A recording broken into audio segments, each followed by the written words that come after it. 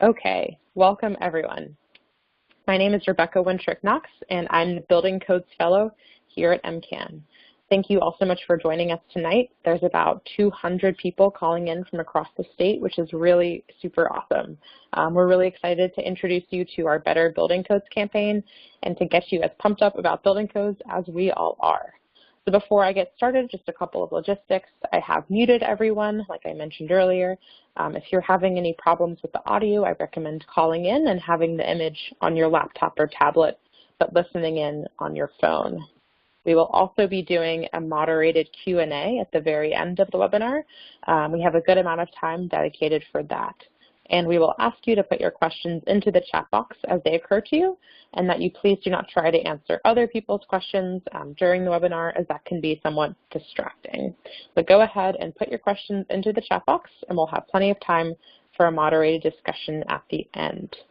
And one last thing to keep in mind is that we're recording this webinar, and we will put it onto our YouTube channel and on our website, and it will be available on the Sierra Club's website as well.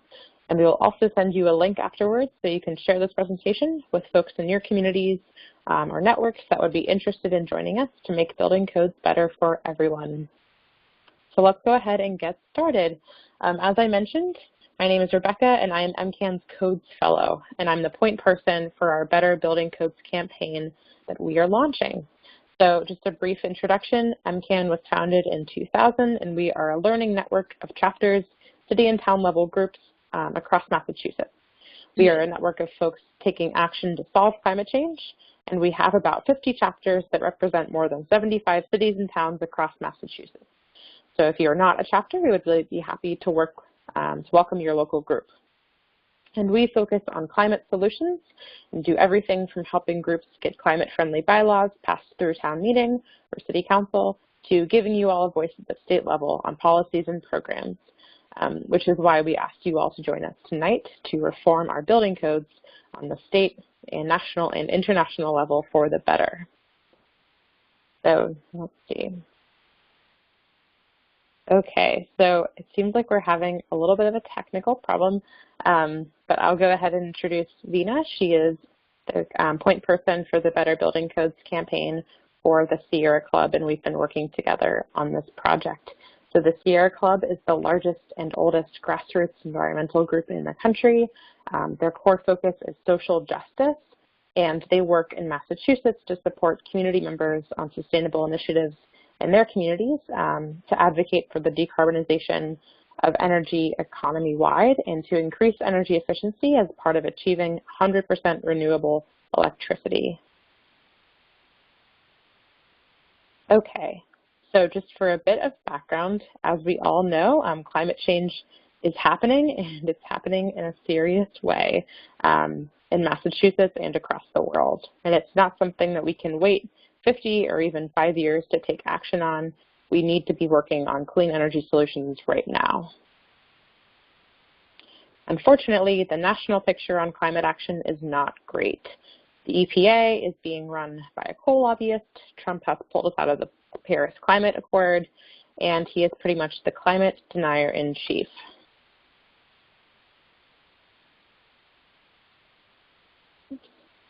So it's really all about the local action. Taking opportunities that we have in our communities to solve climate change at home is what we are all about at MCAN and Sierra Club. And it's really always been about that because cities and towns have always led the way on local action in climate solutions. And the good news is we have the tools to make a difference. We really do have the tools to tackle climate change right now. And we know that when local communities find climate solutions, they're also able to make a positive impact worldwide. So we really wanted to use this opportunity to give you guys the chance to get involved because advocates are really what make change happen. We've seen this happen again and again at the local level, that if we rely on elected officials to take really meaningful steps on climate action out of the goodness of their own hearts, things will move slowly and not as ambitiously as we would like. But when you guys get involved, positive change happens much more quickly. And we'll learn about this a little bit later in the presentation, but basically Massachusetts has a lot of folks that are eligible to vote on improving our building code, and less than a quarter of them register to vote. in the last code round, and almost none of them actually voted. So now I'm going to hand it over to Cami Peterson to talk a little bit more about what it means to change our building codes for the better. Cami, are you there? Yes. Can you hear me, Rebecca? I can hear you. Great. Hi, everyone. This is Cami Peterson. I'm the Director of Clean Energy at the Metropolitan Area Planning Council. Thanks, Rebecca, for all of that introduction and the great context into why this is so important. I'm going to spend a few minutes, and I'll be pretty quick because we do want to save time for everyone to ask questions and have a discussion at the end. But I want to give us just a little background on the importance of improving our building energy code and how that kind of works here in Massachusetts. You can go to the next slide. I'll give a little bit of background very quickly just on who we are at MAPC. So when you get a chance, there we go. Up. I think actually that's many slides forward. Can you go back a few? There we go. Okay. Yeah. Awesome. We at MAPC, we're a regional planning agency. We're a mission-based public agency that was created by the legislature over 50 years ago. We serve 101 cities and towns in Greater Boston in improving smart growth, sustainability, regional collaboration. We work in many different ways with our cities and towns. And as I mentioned, I'm the Director of Clean Energy. So my focus and that of my team is on improving energy efficiency, renewable energy, and climate mitigation, and helping find solutions for greenhouse gas emissions reductions in programs and plans and in policies, one-on-one with communities, regionally, and at the state level. So you can go on to the next slide. And one of the ways that we've really been focusing that work within the last year or so is on net zero as a framework for holistic climate planning. So as Rebecca mentioned, it's become more and more obvious, and I know I'm preaching to the choir here, that climate change is real, it's happening, and there's tons of work to do to mitigate those forces of climate change as well as the impacts from it. But there's also a lot of multiple benefits that can come from doing this work in a really holistic way and moving full force toward ambitious climate planning. So through that frame, we're hoping to move our 101 cities and towns and beyond to net zero and as quickly as possible. And one of the big ways to do that really is the built environment. So we're going to spend some time talking about building code today because one of the biggest tools in our toolbox is to deal with the building sector. So you can go on to the next slide. And this is a graph, if I'm thinking of the correct slide, from the most recent report that's come out through. No, I'm not thinking of this unless we skipped again. There we go. Yep. Okay. Oh, sorry about that. That's okay. So the Global Warming Solutions Act put out their 10-year progress report through the Executive Office of Energy and Environmental Affairs just earlier this month. And one of the graphs in there gives us our emissions profile as a state from 1990, which is our baseline, through 2016, the most recent year on record for emissions. And I've highlighted a little bit here through the kind of like arrow where the building sector really falls in. So residential in purple and commercial and industrial in orange. Most of that, especially for the residential and commercial sectors, is the heating and cooling of buildings and other energy services that might require energy. There's also, from the green bar, the electricity sector, which you can see we've made relatively good progress on in the last 25 years.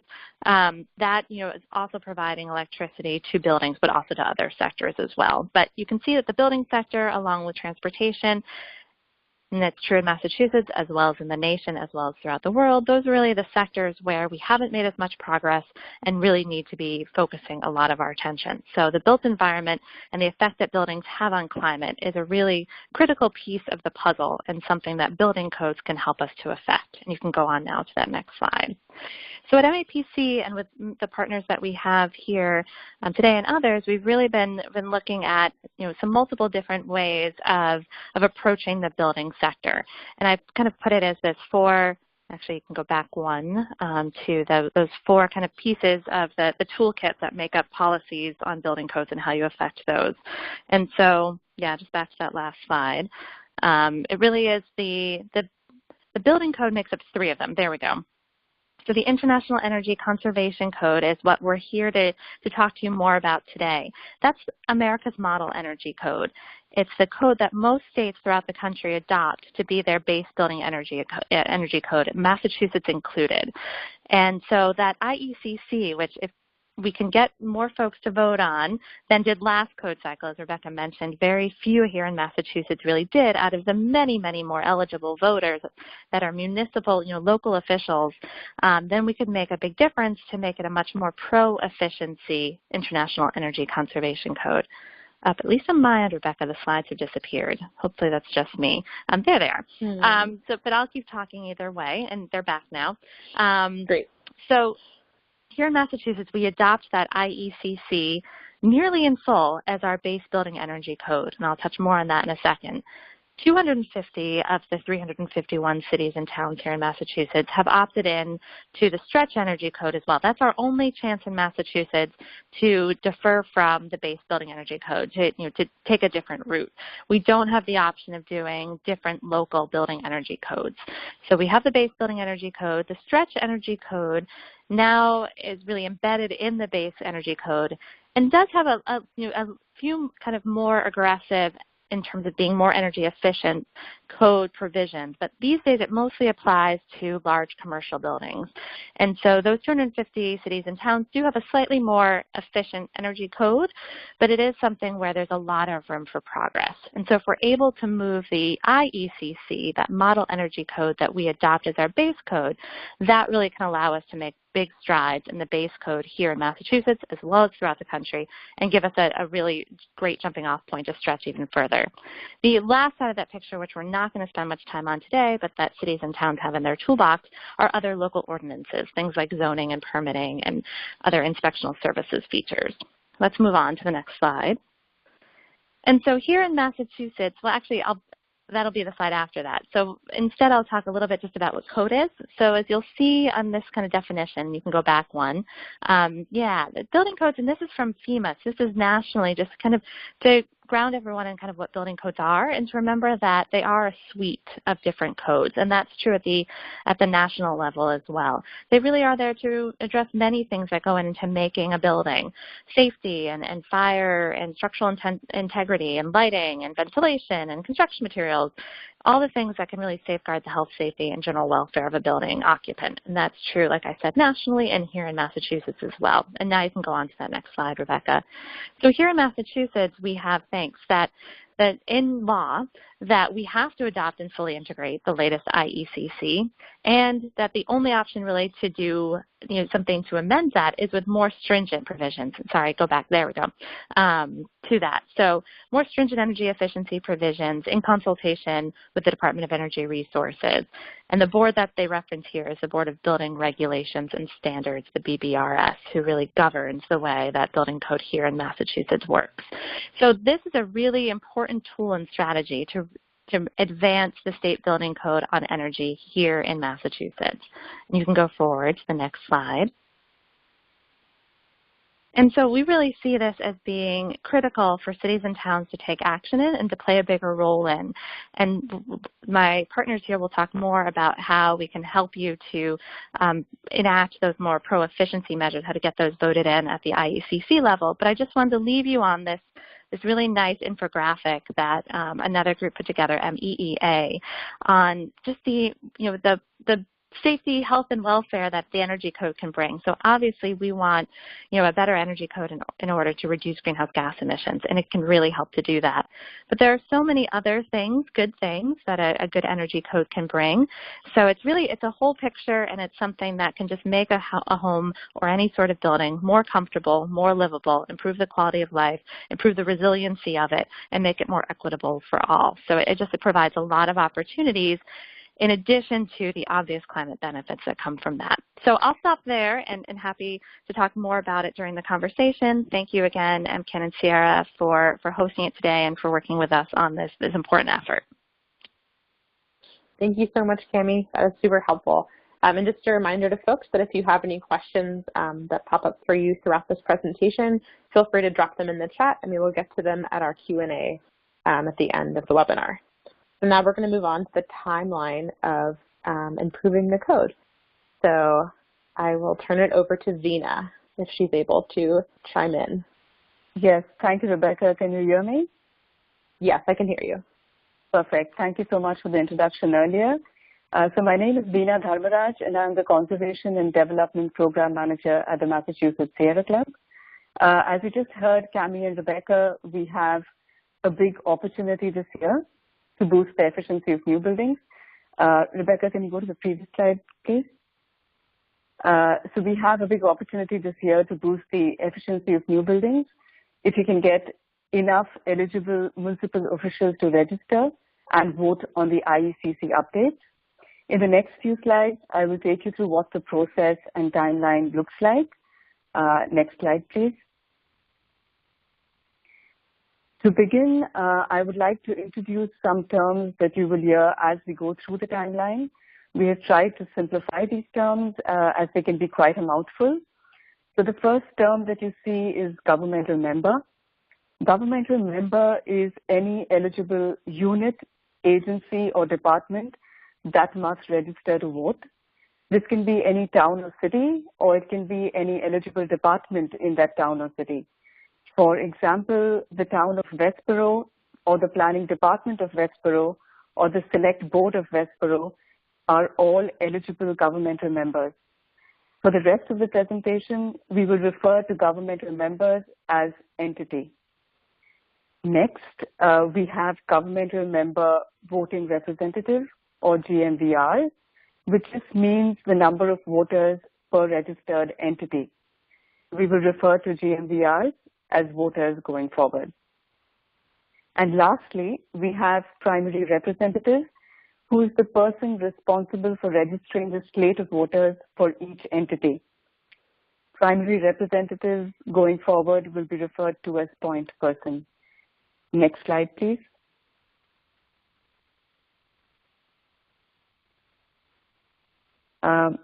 Rebecca, can you? And now that we're familiar with some of the key terms, let's go through some important dates in the timeline and see what the process looks like. On January 1st, the window for governmental entities to join or renew their registration to the International Code Council opened up. A small side note, the ICC is the agency that administers the code update process. There's a small fee to register, anywhere between $135 to $370 based on the population of your town and city. So it's been a little over 2 weeks since the registration process opened up. And as there's a limited window to register, this will be very important when you speak with your counselor or other eligible officials in your community about this program. Next slide, please. March 29th is the deadline to register your governmental entity and to designate the point person who will be responsible for registering your slate of voters. A city or town can register multiple entities to vote. For example, both the planning department and the select board of Westboro can register as entities, or you can have only the town of Westboro register as an entity. So registering multiple entities will increase your voting power, and this is possible if, with your help, we can identify the maximum number of people in each local government who care about energy efficiency and climate and get them to register and vote. We are also looking and working on a step-by-step guide to the online registration process that will make it easier for officials to register, and we hope to share that with you shortly. Next slide, please.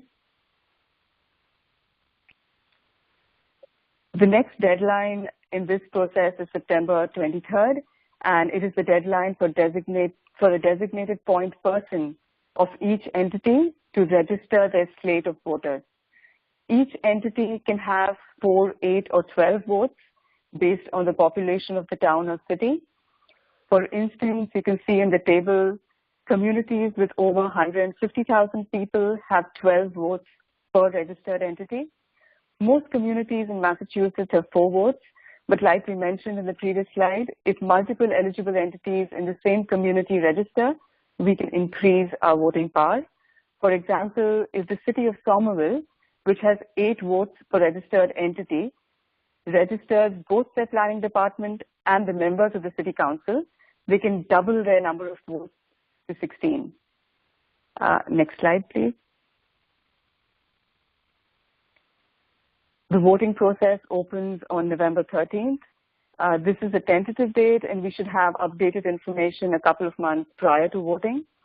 Voting happens online and takes 45 minutes to around 2 hours.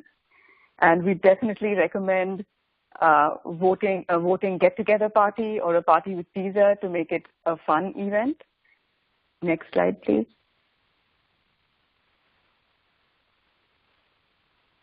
The final action that's required is the voting will be open for a 2-week period, so it closes on November 27th. Again, this is a tentative date, and we will update information as we hear from our friends at the Energy Efficient Codes Coalition that is tracking this information. 2 weeks before voting opens, we will have an easy-to-understand final guidance document on the proposals to support. The voting guide will follow a simple red light, green light format. For example, proposals that boost energy efficiency will get a green light, and there will be a red light for proposals that roll back efficiency standards. Next slide, please.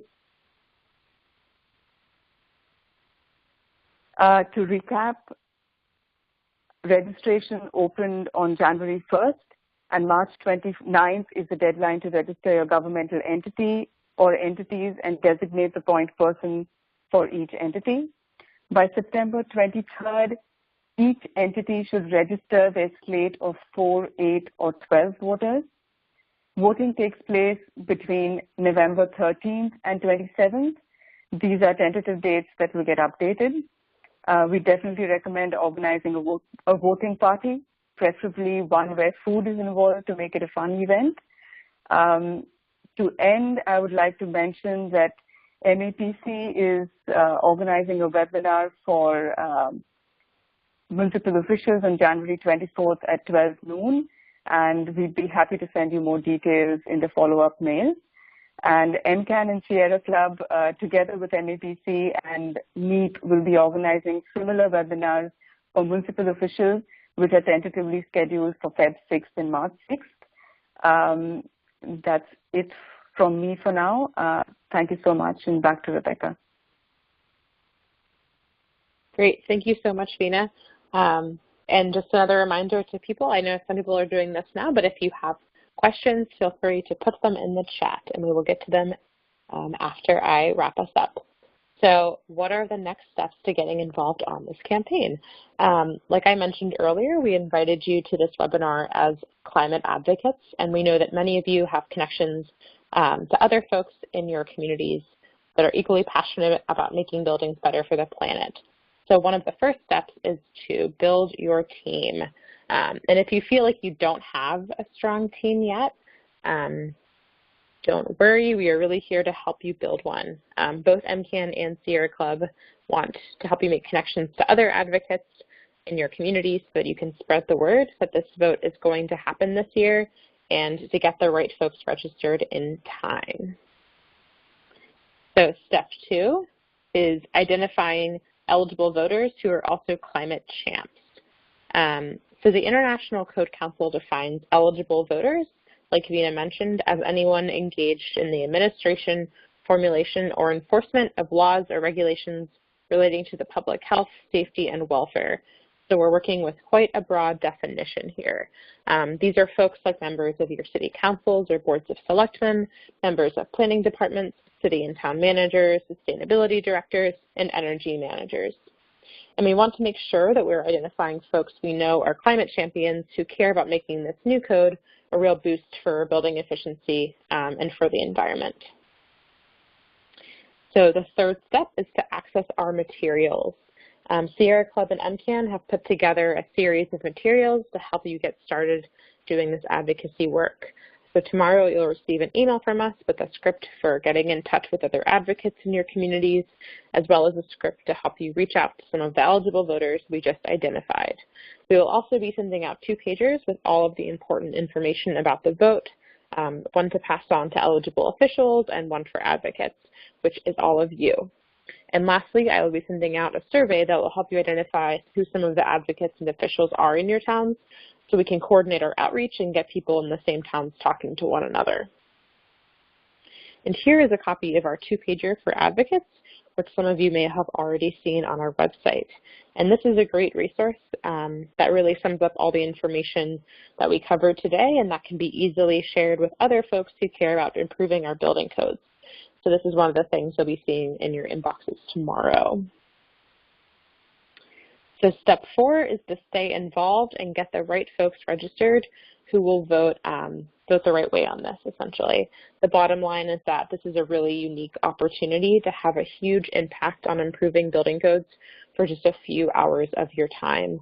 And we have until March 29th, like Veena said, to register the right officials and change the way buildings are built around the world for the better. I also threw in a bonus round to this step, which is an invitation to join us in working on a net zero stretch code. So not just improving the floor of our building code, which this working for a better base code would raise the floor, but also raising the ceiling of our building code, which is the stretch code that Cami mentioned. So I welcome you to reach out to learn more and to get involved on this other aspect of MCAN's campaign. So we invite you to join us to make buildings more efficient, more equitable, and safer for everyone. Here is my email as well as Veena's. So please reach out and we can help you figure out your next steps for your communities. And we're really excited to work with all of you. So now we have about 20 minutes for questions.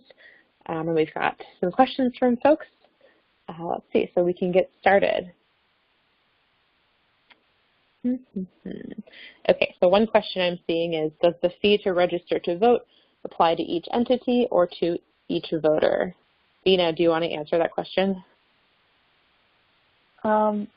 Yes, so the fee applies to each entity and not to a single voter. So if you've got 4 votes, it would apply to the group of 4, 8, or 12 voters in each entity and not to each individual. Thanks, Veena. Let's see. We have, is there a list of which boards/commissions in a town can register as an entity? Cami, do you want to respond to that?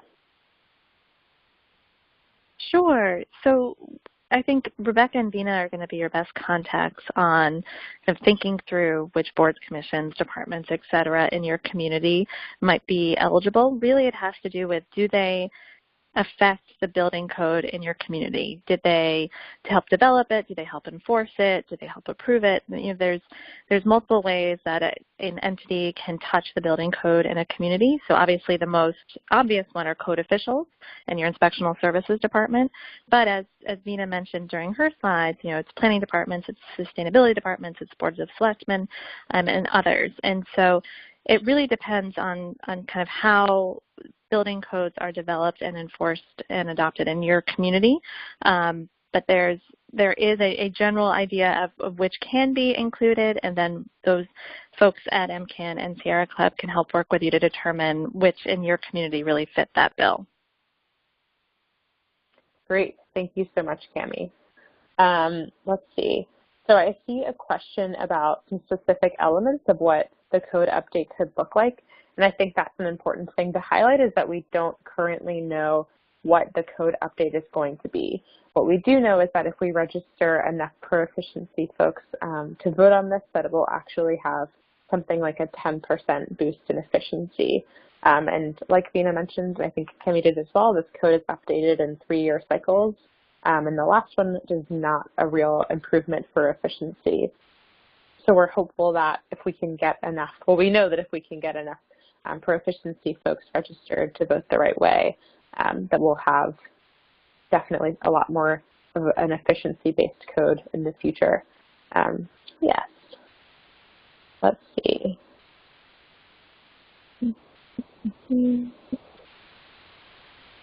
Veena, do you want to answer the question, is there a written description somewhere of what makes an entity eligible to vote? Yes. So the official description of what makes an entity eligible to vote is any governmental unit, department, or agency engaged in the administration, formulation, or enforcement of laws, ordinances, rules, or regulations related to public health, safety, and welfare is eligible to register. As Cammy mentioned a little while earlier, that might vary from community to community, but essentially if you are an agency that is either formulating or enforcing laws and ordinances, you would be eligible to register to vote. Great. Another question for Cammy. Is this vote all USA or international? Which is a great question. Yeah, so you probably noticed that it's the International Code Council. I think there are some entities outside of the United States that are part of that council. It's a separate kind of organization that runs the codes and creates these model codes that are part of the suite of codes, which includes the International Energy Conservation Code. It is primarily U.S.-based, though, so it's the majority of states in the United States that do vote on the international suite of codes and then adopt the International Energy Conservation Code. For example, though, the state of California has its own building code that they follow. They don't tend to adopt the international code. The kind of interesting and potentially exciting thing this year is that doesn't prohibit them from becoming members of the ICC and voting on the code, and because they recognize the importance, like we do, of raising that floor of those base energy codes throughout the United States, they are planning in California, many of the cities and regions there, on becoming members of the ICC and registering to vote on the IECC this year. So that's one example of how this is at least a national effort and may include some other folks out of the United States as well. Great. Thank you so much. So another question I'm reading is, voting is one thing, but proposing changes to the code would seem to be key to enabling the kinds of voting options we need. How can code proposals be made? Which is, I think, a really good question. Cammy, do you want to also speak to that? Sure, and I don't remember offhand the exact deadline, though I know it's coming up soon. The way the International Code Council works is that anyone can propose changes to code, and maybe Rebecca and Veena can also send around the website to the International Code Council so folks can learn even more if they're interested. So anyone for the IECC, and there's other international codes that will be up this cycle for voting on, not just the IECC, can make those proposals to it. But that does end, I believe, in the next week or so for when those are accepted, and then they'll be culled down from there. So that's not something that our organizations are too actively involved in, but there are certainly opportunities to put more code proposals in. Generally, they are then, like I said, culled by very technical energy working groups and others. So it might be something where you might want to team with a more technical group to submit a code proposal, but I believe it's open to anyone. Yeah, thanks so much, Cammy. And just to elaborate on that a little bit, so there's actually 2 cycles to this larger code process, and code cycle A is all about proposing changes, deciding what's going to be voted on, and then code cycle B is about actually voting. So we're really focused on the voting aspect of this, although experts and architects and people related to working with buildings and net zero stuff are the folks who are making the specific code proposal changes. And I believe the deadline is actually tomorrow. So we are not going to be so involved with that aspect of the code revision process, but we should know hopefully by the end of February, early March, what those proposed changes look like, and we'll be circulating what will be voted on. And then another question, are there any proposals to modify the state building code this year, and is there a way to influence that? Which is another great question. So to keep folks in the loop, the BBRS that Cammy mentioned, the Board of Building Regulation and Standards, the entity responsible for promulgating all regulations relating to Massachusetts building codes, is the body that's responsible for updating our building code to the most recent version of the IECC, the International Efficiency Conservation Code. So we are about to adopt the 2018 version of the IECC, and we're talking now about the voting on the 2021 version. So there is going to be a voting process probably in the either next month or in March that will determine Massachusetts base code being updated to this more recent version of the IECC. But like I said, the 2018 version isn't a really significant step forward from the 2015 version. So what we're hoping is that the next version is the sort of big leap forward that would really have an impact on cutting our climate pollution and making buildings just healthier for the environment and for the climate. Okay. Let's see what other questions we have.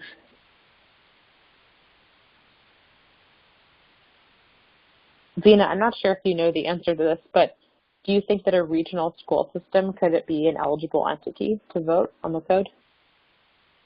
I'm not 100% sure, but I don't think that the school system would be eligible to vote. Yeah, that's my thought as well. Since sorry, Cami, you're going to answer something? Yeah, I think that likely since they're not directly relating to anything to do with the code, they would not be an eligible entity, although that would be great. And another question is it possible for a city, say Boston, to use permitting or zoning to raise the energy efficiency requirements towards net zero? Cami, do you want to take that one? Sure. And so there's not a simple yes or no answer to this. I would say in general, yes, though there's challenges in doing work through zoning that conflict with the building code. So the building code kind of has more predominance over the way that building energy use is governed. So zoning typically cannot be used to do the same things that are done through the building energy code. That's, the building energy code would have jurisdiction over that. What zoning can do is look to incentivize and encourage development that certainly promotes energy efficiency and renewables to get us closer to net zero, as well as focus more on climate-based mechanisms, which are not governed specifically by the building energy code, which focuses on energy. So there are ways for Boston, which already has, for example, LEED standards in its zoning, and so do other communities. So LEED can be met with energy improvements, but also with other types of measures, and so LEED has been allowed as part of zoning, and there's other mechanisms like that to use local levers to increase efficiency and increase use of renewables and other climate-friendly types of features through zoning and permitting. I'm reading the question, why can't Massachusetts just adopt the California State Building Code, which has aggressive net zero targets? And that's a great question. We've been looking at the California Building Code and their net zero component that they just introduced last year, I believe, and it requires all new residential buildings to be net zero by 2020 and commercial buildings to be net zero by 2030, which is really huge and really great, and what we want to get to eventually in Massachusetts as well. So while California is a great model, we faced more obstacles in terms of working with the BBRS, the board that is responsible for writing and enforcing the building code. It's generally a pretty conservative body, which I think also speaks to another question I saw earlier about who our enemies are in this campaign. I think maybe we don't need to frame them as our enemy, but I think that the role of the body is generally not to promote energy efficiency, but is more focused on health and safety, which more efficient codes are generally also healthier and safer. So we're definitely taking that line of messaging in that sense. And Rebecca, I could just mention too on that, in terms of the national campaign, one of the opponents of generally the more pro-efficiency measures has been the National Association of Home Builders, the NAHB. And so that group really has been focused on moderating the energy code rather than advancing it. Yeah, very good to mention. Okay. that may be all of the questions for now. Does anyone else want to drop a question in the chat, or are people good? Okay, I will assume that people had their questions answered, and if not, you can see my email on the screen as well as Veena's, and we are both happy, more than happy to have a longer conversation about some of the nuances of this process with you guys, because I know that it's a complicated process. And thank you so much for bearing with the technical difficulties and, more importantly, for joining the webinar tonight. Great. Okay, so like I said, I'll be sending out a sort of toolkit to get you guys started doing advocacy stuff tomorrow. And if you have any questions for me in the meantime, you can feel free to email me or Veena. Okay, thank you to Veena and Cami as well.